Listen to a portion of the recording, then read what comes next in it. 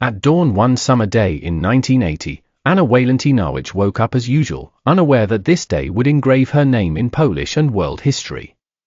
She wore work gloves, and her face bore the features of a woman who had experienced the harshness of life, a simple worker in the Gdansk shipyard. Inside her, the fire of truth burned. Anna had spent many years loading steel plates and watching machines carve wounds into the iron, just as communism had carved deeper wounds into the souls of its people. A meager salary, harsh conditions, and a voice silenced in the name of the supreme interest of the state. But she was not silent. She recorded grievances in a small notebook hidden among her clothes and distributed clandestine leaflets, like someone sowing seeds of freedom in a soil of fear. One evening, she was fired from her job, an unexpected decision, but the reason for it was clear: Anna was disobedient. She wrote, she spoke, she organized. The regime knew that one woman could spark a rebellion. And something no one expected happened. When her colleagues learned of her dismissal, they went on strike. Not just for wages, but for justice, for Anna's voice.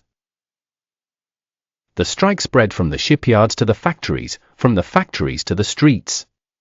Amid the roar of silent machinery and white banners bearing the word Solidarność, the first independent trade union movement in the Eastern Bloc was born. Anna wasn't seeking personal glory. She refused to be photographed in the front row or treated as a heroine. She would say, "I'm just a worker. I did what I thought was right." But she knew, in her heart, that the small hand she raised was the first spark in the fire of freedom. She was later forced into hiding and subjected to surveillance, but her spirit was unbroken. Even in moments of threat, she didn't back down. She continued to fight, with words, with silence, and with her inspiring presence. Years later, when the wall came down and Poland was restored to itself, she asked for nothing. No position, no medal. She just looked out her window toward Gdansk and said quietly, "We did it."